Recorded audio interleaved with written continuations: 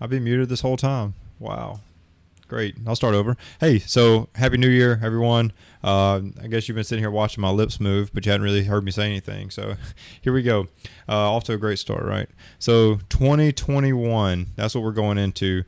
We've got the new year.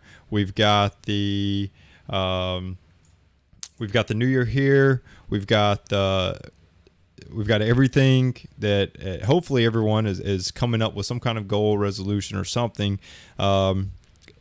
Just for the simple fact that a lot of there's a mental thing. There's a lot of there's this mental shift that happens around a new year where people feel like that they have the opportunity to do something different, something that they've been wanting to do that they haven't done, and it's just a great opportunity to jump in on that. Take a moment, see exactly what it is that you want to do, and bump right in. So I titled this stream New Year Hack. So it's not really a hack, right? I was hoping I caught your attention with that, but it's not really a hack, but it's more of just a standard rule in place, and it's going to go right back into your budgeting. And the reason I wanted to kick the year off with that is the simple fact that finances, if you read the description of this video, I wanted to really hint at the fact that finances is a way that it ultimately ties into everything. So if your financial goal is not in place, it can be much tougher to reach your health goals, or it can be much tougher to reach whatever long-term goal, short-term goal, whatever kind of goal you have.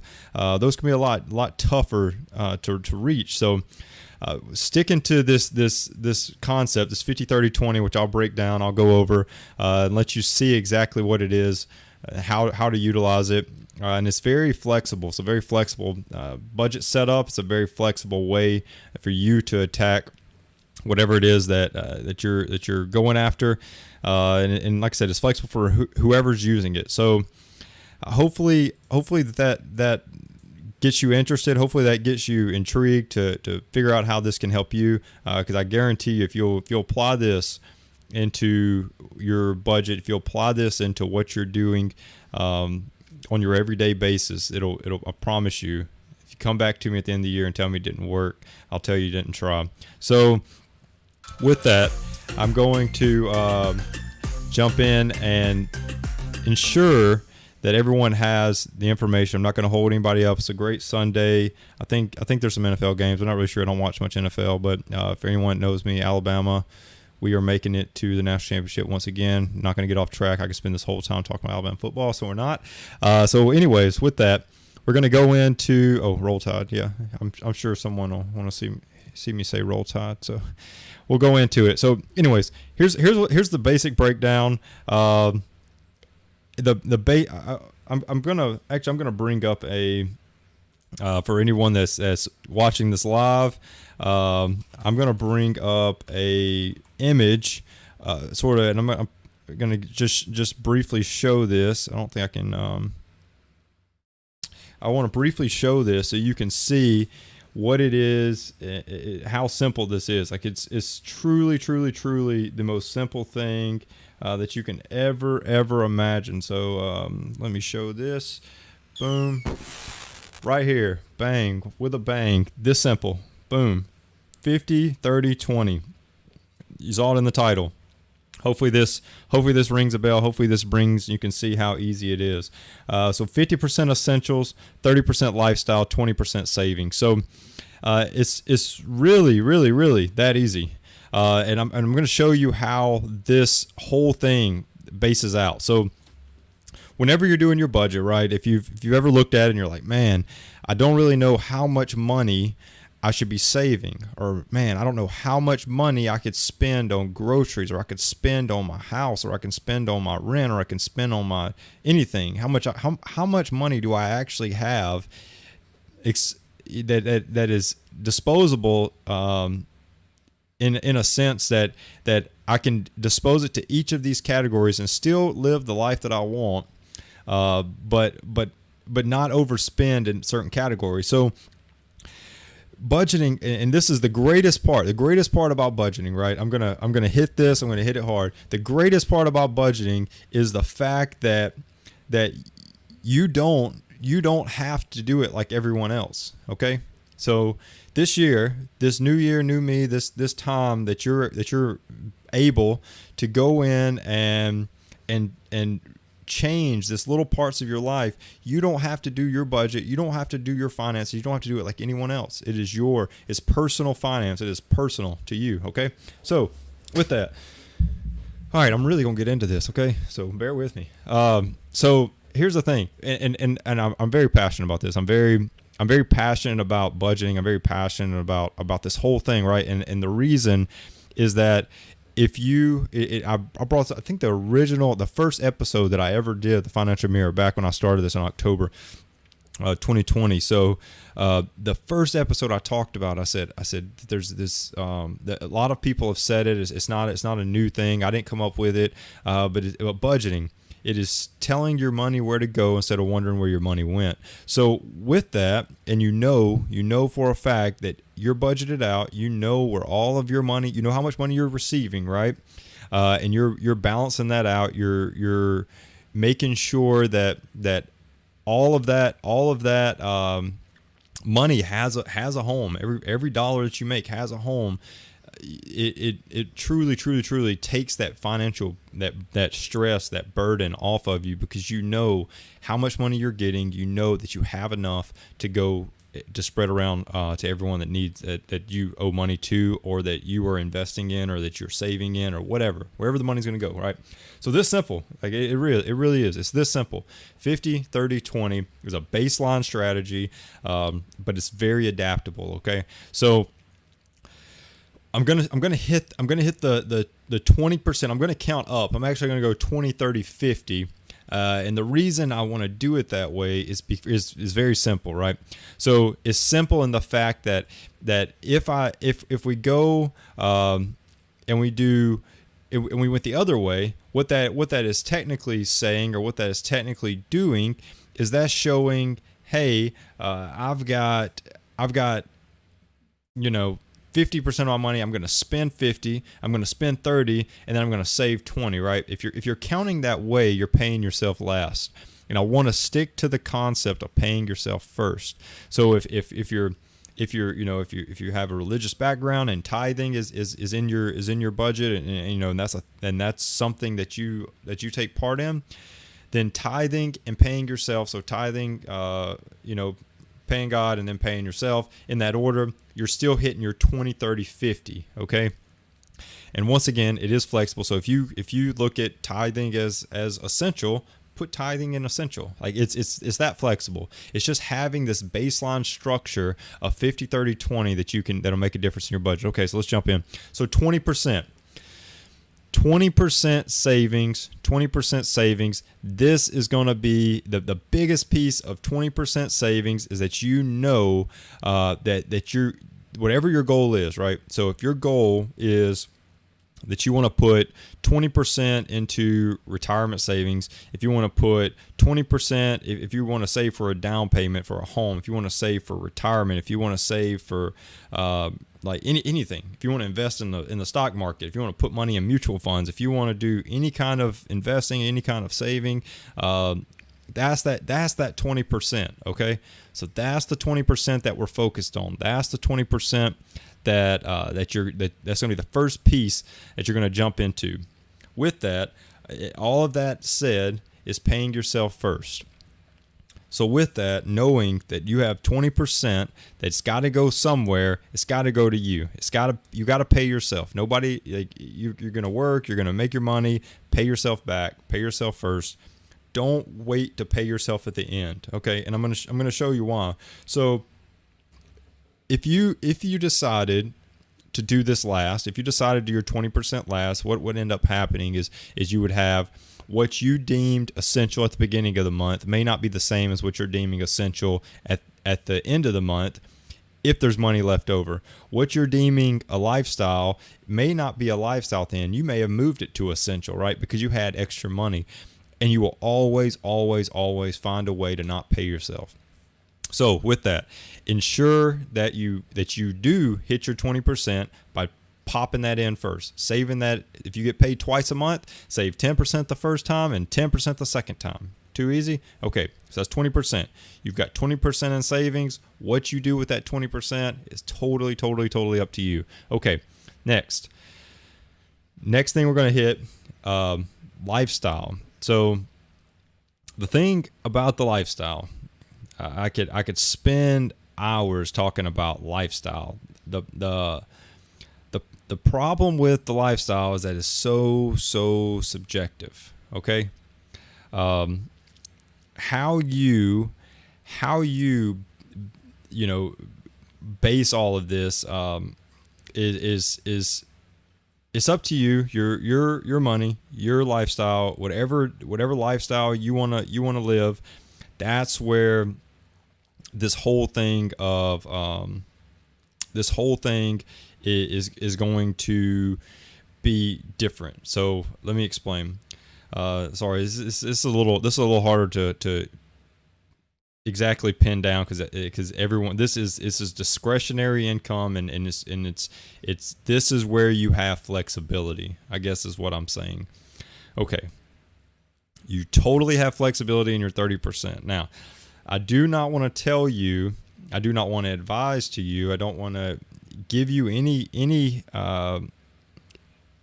kind of reason to think that you can't spend this, or that you shouldn't be spending money on things you enjoy as well. So you go to work, you make your money, and if you think that there's money out there that you truthfully want to spend on whatever, the morning coffee, the clothes, the shoes, whatever it is, that your mine would be video games. So if I want to buy this video game, that would be in my 30%. All right, this is fun money. This is money that I do what I want to do with. If I want to go play golf, I go play golf with fun money, with discretionary money, with this 30% money. So knowing that I've got that piece of money sitting there, that's where I can make adjustments. So if I wanted to, this is flexible, fluid, this just flows. If I wanted to move, if I wanted to flip my 30 and my 20, and I wanted to save 30 and only live on a 20% lifestyle, if I wanted to bump it up and say I'm going to live on a 10% lifestyle and save 40, you have 50% on that left side. If you're looking right here, you have this half right here that is going to, on the left side of this pie chart, you're going to have to move around. I don't think I need to get into the 30% as much, but I want to be clear that what you decide to do with your 30% is what makes a difference in the long term. Okay, so if you decide that you want to spend your whole 30%, like let's see, what's something I want? Let me think. I looked to my right because I thought that I was like, man, like I probably just want I want to build another computer. Yeah, if I had to put my hand on a want, I think I'd want to buy everything that I would need or want to throw money into building a new computer. Maybe even just buying parts, computer components to go into the one I've got and upgrade the one I've got. I don't know. I built this one in 2017, I guess 2017, maybe 2018, and so maybe that's what I would want. So that would come out of my 30%. So what I have to do is now mentally say, and this is something I have to actively do. I have to mentally say, I have to look at that and say, all right, if I want to buy that, but I also have other goals, right? I have other goals like I want to be, I want to completely make money without having to work. Like that's something I want to do, and I plan on doing future episodes of how you can easily make that possible. It's not a far-fetched idea. I did one last week on retiring early, or not last week, but before Christmas, I did one on retiring early. And go back and watch that if that's something that is entices you, and I'll do more detail in the future. But if that's something that's something I want to do, right? I want to be able to go out and have fun working because I don't think I'll stop working. I think I'll just devote my time to other things. But for me to do that, maybe I have to live on a 20% lifestyle budget right here. Maybe I have to balance that pie to where 25% or 20% is going to lifestyle, and then the other 20 or 15% is going to savings, right? So I'm building that savings bucket a little bit more. That's important, because inside of all of that 50%, you've got to be able to budget those two. You've got to be able to find the happy medium between those two. Now, the other piece. So I've talked about it from the spending perspective. Like I want to save so that I don't just waste money or carelessly spend money or whatnot. But the other piece I want to talk about on that is that if you are in debt, that changes this whole entire perspective. If you're in debt, this whole entire thing has to flip. It's not a should it flip, it's a have to flip. And what I would actually tell you is that this whole entire thing, if as reasonable as possible, this whole entire thing has to shift. So let's look at this from an in debt perspective, right? So if you are in debt, if you do have credit card debt, if you have student loan debt, if you have any kind of debt out there that needs to be paid, you have to shift this whole thing, right? So the first thing is to build a little nest egg, like a rainy day fund, emergency fund, whatever you want to call it, is to build that nest egg. And then out of your 50%, you truly need to devote the rest of your 50%. So if you have a nest egg already, you truly need to be half of your take home pay, half of your half of your income needs to be pounding your debt. Okay. Once you're out of debt, this whole thing can be shifted around. But you shouldn't. If you're in debt, if you have debt of some sort, how I want you to think about that debt, how I want you to think about that whole entire mindset around debt is simple. It's very simple. How I want you to think about it is that every day that passes, and you still have that debt, you're paying someone to hold that debt, that collector, whoever that is, whoever's collecting on that debt, whether it be a bank, whether it be a person, whether that be a credit card company, whoever owes you owe that debt to, they're collecting extra money on top of what you originally owed. So whatever that interest rate is, whatever that percentage is, they're charging you to hold that debt for you. They're charging you to continue to allow that to sit there, right? So it's very important. It's very important. I can't say it enough. It's very, very important that you knock that out. It's very important that you beat the debt out. You get it away. It goes away. So shift that 50. And like I said, if you're needing to save for that rainy day or an emergency fund, all lifestyles are different. I'm not going to, you'll hear $1,000 thrown around. Dave Ramsey preaches $1,000. A lot of financial advisors, I'm not a financial advisor. I'm not a financial whatever. I can't give you advice on that type of stuff. I can just recommend that you just have a rainy day fund. You have that nest egg, because we really, really, really want to ensure that you have a little set to the side just in case. Not using a credit card just in case, but using actual physical cash just in case something does come up that you need to buy, because things like cars breaking down, things like leaks in your roof, things like anything like that, those have an impact on you mentally. Those have an impact on you financially. If your car is broken down, you can't get to work. Well, now our whole entire income shifts, and we can't even make the money that we're supposed to make. So it's very important to have that kind of stuff. But truly, if this whole 30 and 20 is very liquid. It's very movable. So shift them. Let us know that piece is liquid, but for the everyday person, 30 and 20, you're just bending those to fit your goals, right? So 20% savings, you're paying yourself. 30% lifestyle. You're investing in things like like going out to dinner with a friend. That's not a you don't have to go out to dinner with your friend. You can invite your friend over and cook the groceries that are in your fridge. Those are wants. Like everything in that is a want bucket. Everything in there is stuff that you want, and it can easily change.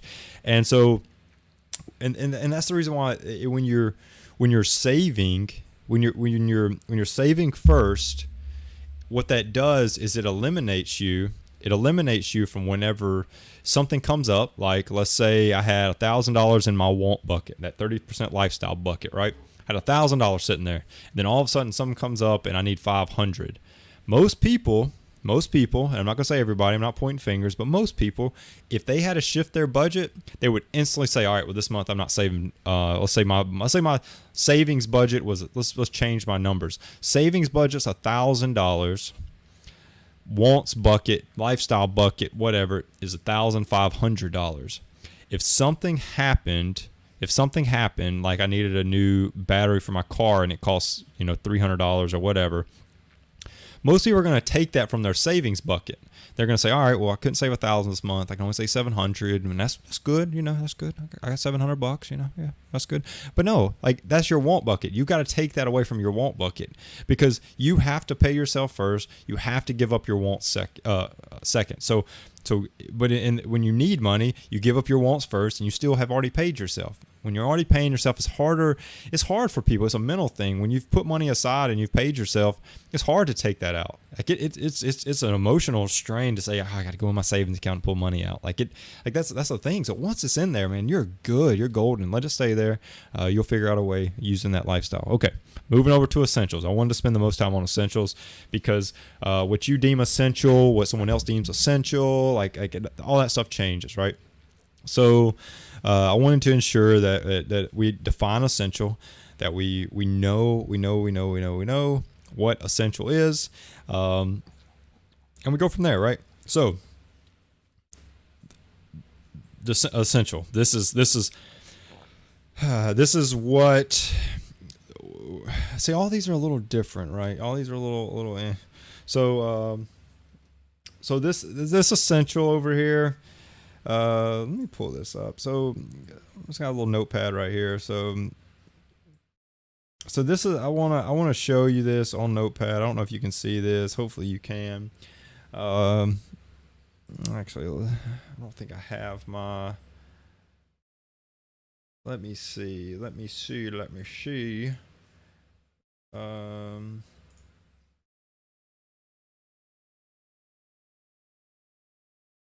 So let's see. So essential, right? So you've got, oh, that is terrible. I don't like that color. Let's try red. So you've got 50%, right? Ooh, these are ugly. Goodness, this is ugly. All right, so 50%, right? So this is what you have to go around. And I want to be clear. I want to be, I want to let you know this 50% is broken down. Technically, it's broken down. If I drew this chart right here, this would actually have a line right through the middle, just like that. Okay. And the reason I'm saying that is that it's not right through the middle, because your bottom right here. Let's change this to white. Your bottom right here is 30%. Your top right here is 20%. Okay. Now, what is that? Why? But dude, you told me that I had 50% for essentials. Like, why are you now broken down 20 and 30? Okay, perfect. Glad you asked. So, there's two ways to attack your 30%. So this is where I want to tell you that you can attack your 30% in multiple ways. I am going to tell you either way works, okay? Either way works. It's just a matter of which one works for you. And what's really going to drive which one works for you is your take-home pay. Just being honest, how much money you take home every month drives how this works, okay? Because obviously your 20 and 30% is is going to be broken out like this. So 30% is for housing, your rent, your mortgage, whatever. 30%, no more, no less, no more than 30% of your after-tax income. So no more than 30% of your take-home pay should be going to mortgage or rent. All right. There's a goal, and the reason that this is a thing. So this all started, years ago. What they realized is historically, people that live in a home, people that live somewhere that's more than 30%, they consider you to be cost burdened. Someone that is cost burdened, someone that is, or let's take the words apart, right? You're burdened by cost. What it technically means is you're going broke. Like you're on your way to being broke. All right. So that's the whole reason. That's the whole reason that where the 30% rule of housing came from, is that you're in essence, you're headed on a path to being broke if you're living in something more than that. Okay. So the reason I want to break this down into 30 and 20 is because of that. So right here, this 30 right here is housing, mortgage, and rent. Some people you'll see, if you're around if you're into your finances and you're looking at finances long enough, you will see that the 30% mark, that 30% right there, actually some people want to include groceries and utilities in that. Okay. So depending on how much your take home pay is, makes this 30% a little bit better. That makes, if you have a high take-home pay and a low home, well, that just means that you're that you would probably still be under 30% with your housing and your food and your groceries, your utilities, your car, your everything. All those things are essential. Okay, so with that being said, and you heard me. I said car. Like anything that you need to function in life is essential. Okay. If you need it to make you money, like a car to get you to work, that's essential. Gas would be essential. All of these things are essential. So it's critical. It's crucial that everything is under that 50%, but that 30 is home. So the 20%. Right. So if we look at the 20% right here, the 20% is some people will recommend that you stay under 20%, and 20% includes your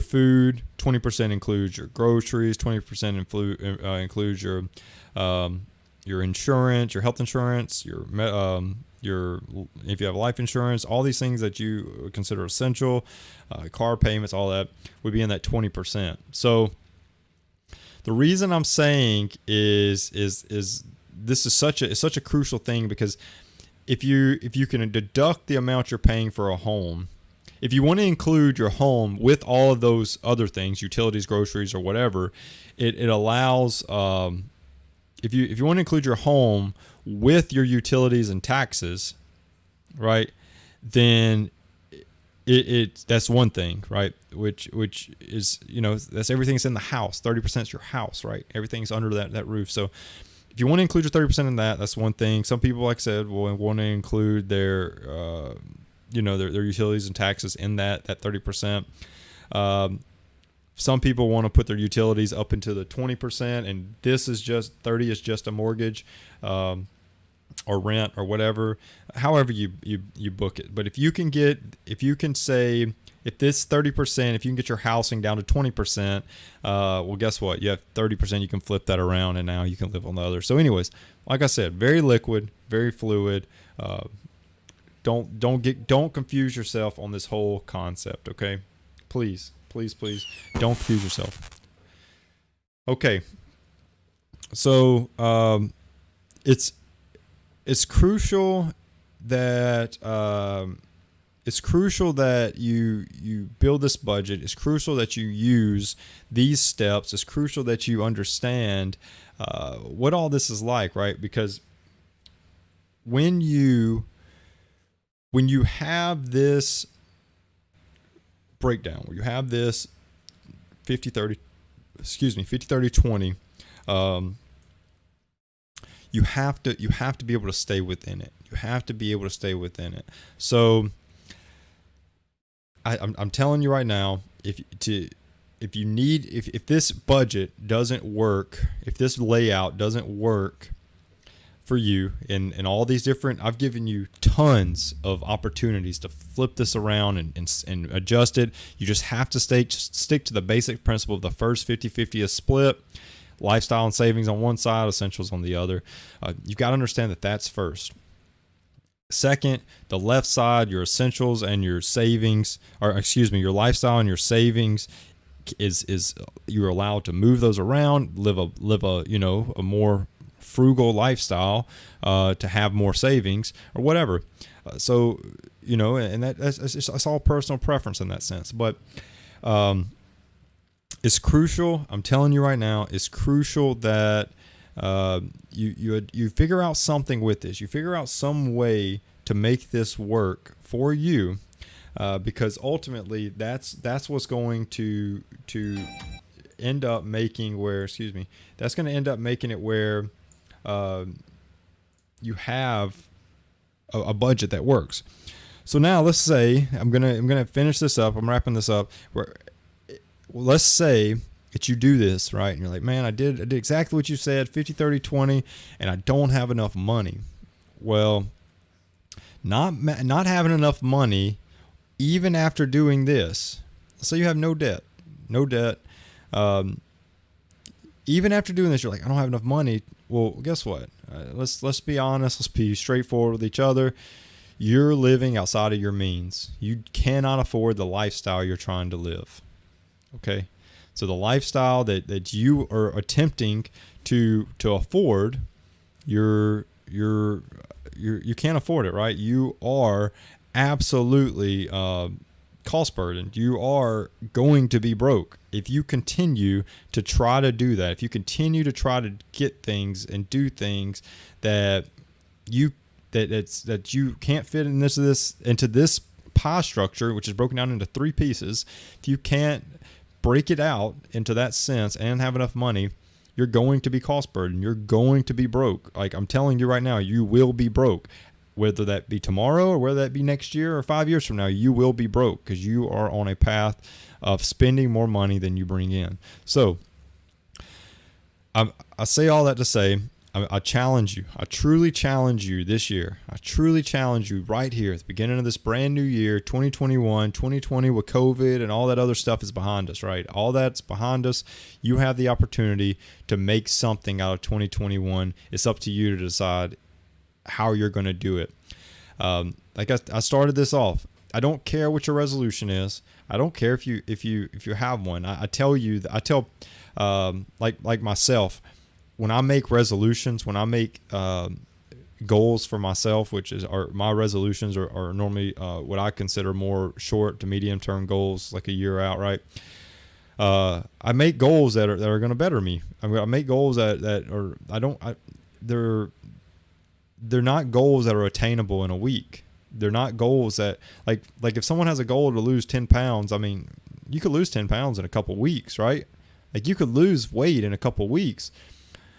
But what you've done by making that a New Year's resolution for, if my goal this year is to lose 10 pounds this year, what you're doing is you're making a goal with the end date of the end of the year. So come November, November the 1st, you could start trying to lose your actual 10 pounds and you could still meet your goal, right? You could still do it. You 100% could do it. You could lose 10 pounds in 2 months. You could do it. So set goals that have short-term feedback. Short-term, like I'm going to read 12 books this year. That's one a month. Not I'm going to catch up at the end of the year. This was mine last year. I didn't hit it. I'm the first to tell you I didn't hit it. I got close, but I didn't hit it. So that was a goal. I was going to read 12 books a year, but I was going to ensure that I did it 1 month at a time, not try to play catch up at the end and read 12 at the end. So make your goals, make these things where you have these little checkpoints along the way. that you have your goal aligned to where you can hit these checkpoints and you can feel a sense of success all throughout the year. Okay, so maybe if your goal is to lose 10 pounds, I'll keep using that.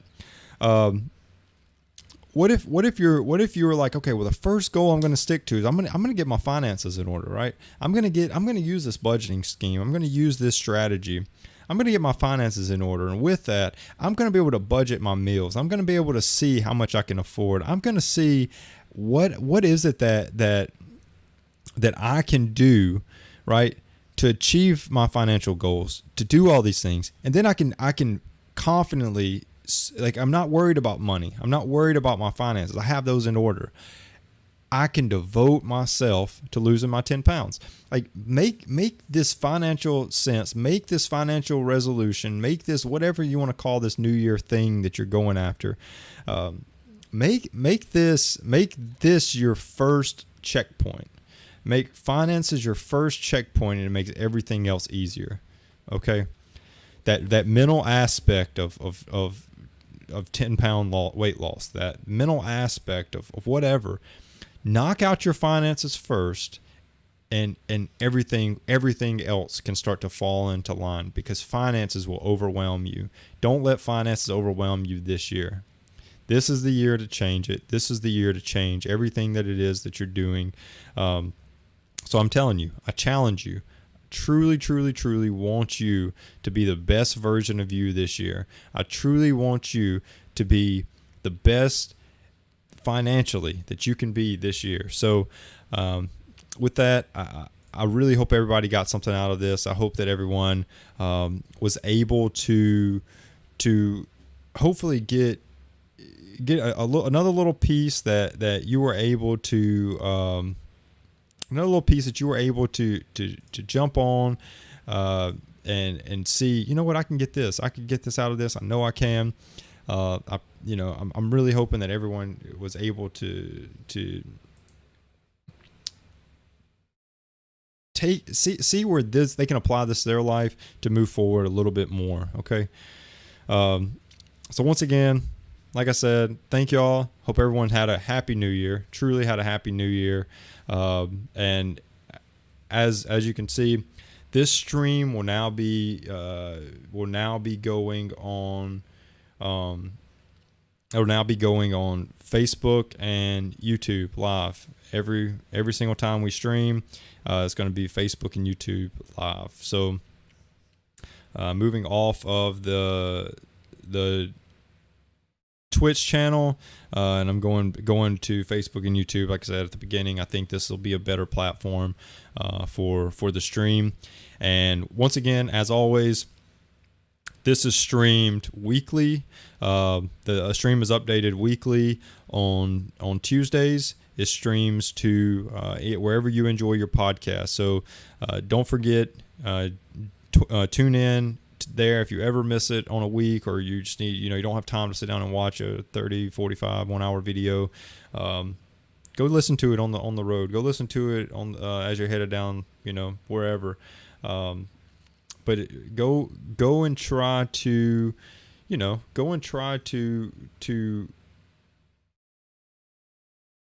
watch these things, promote the stream. I truly appreciate it.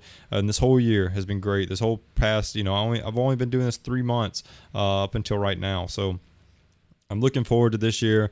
I'm going to continue to do this, and I continue to get great support from everyone. And I know that if I can help one person, I've met what I wanted out of this stream. It's not about money.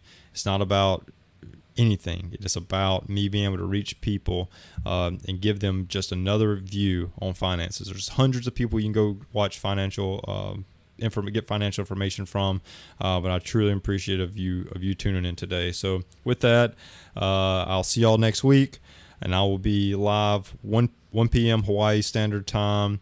That is 6 p.m. Eastern, 5 p.m. Central. So until then, once again, I appreciate you. Don't forget to subscribe and like the video. Peace.